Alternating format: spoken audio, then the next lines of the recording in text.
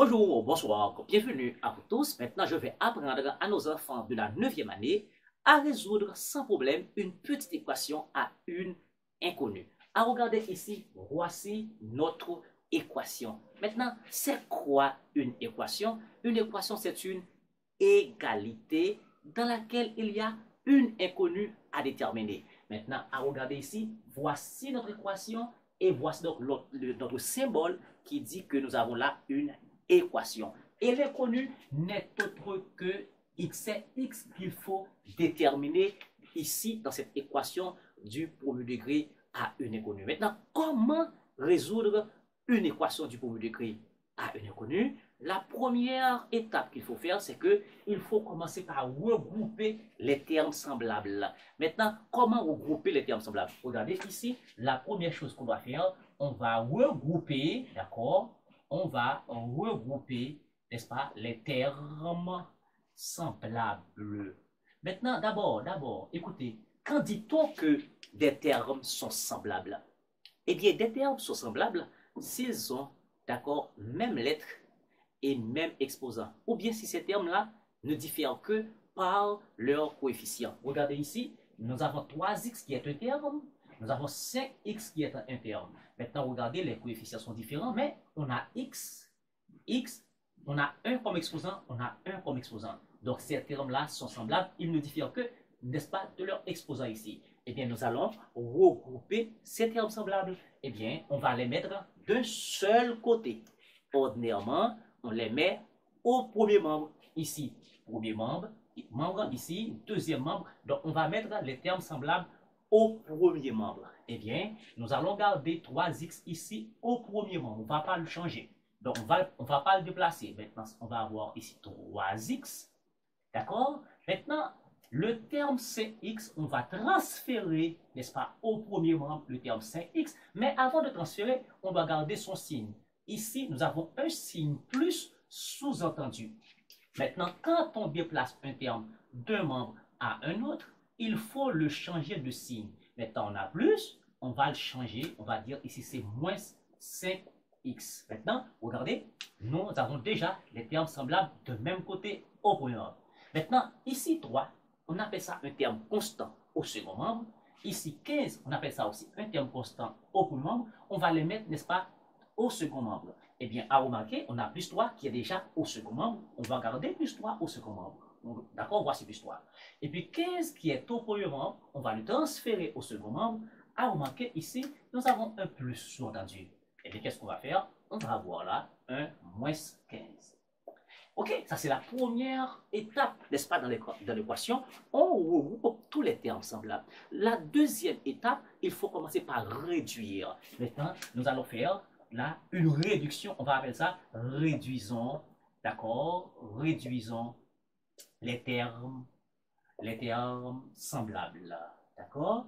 On va réduire les termes semblables. Et bien maintenant, à remarquer, ici, nous avons 3x moins 5x. Rappelez-vous que ici, nous avons un signe plus sous-entendu. Maintenant, on a deux signes contraires. Lorsqu'on a deux signes contraires, ou bien deux signes différents, on fait une soustraction. D'accord? On doit faire une soustraction. Maintenant, quand on enlève 3 de 5, il va quand même rester 2. Maintenant, quel signe on va prendre ici? Quel signe on va prendre? On va prendre le signe qui précède le plus grand nombre qui est moins ici. D'accord? Maintenant, on enlève 3 dans 5, donc il reste 2. Ça fait 2x. Et de l'autre côté, bon, en vrai, quand même, on a encore un petit plus, sous-entendu. Les signes sont contraires. On fait une soustraction. Donc, ça va faire 3, d'accord, de 15. Ça va faire 12. Mais quel signe doit-on prendre? Mais c'est le signe du plus grand nombre qui est 15. Donc, ça fait moins. Maintenant, on a moins 2x, moins 12. Maintenant, on a un moins partout. D'accord? Eh bien, on peut faire une petite multiplication par moins 1, d'accord, pour éliminer les moins ici. D'accord? Eh bien, maintenant, si c'était ici qu'on a le moins, on a plus, bon, on n'a pas d'intérêt, d'accord, de multiplier par moins 1. Mais dès qu'on a un moins au premier rang, il faut obligatoirement multiplier par moins 1. Donc maintenant, on va multiplier par 3. Alors, bien entendu, ce n'est pas une méthode, mais je peux prendre ça à partir de la réduction. Donc, on peut multiplier, d'accord, par moins 1. Maintenant, en multipliant par moins 1, moins multiplié par moins, ça fait plus. Donc, ça va faire 2x.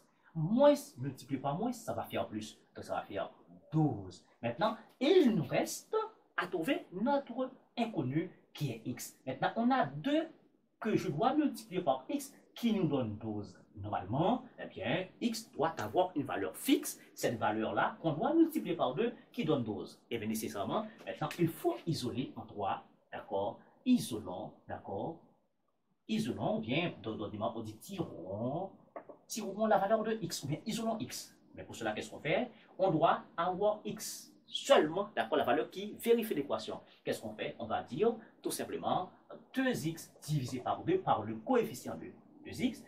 Et puis ici 12 divisé par 2. Donc on ne fait rien. On divise les deux membres par 2.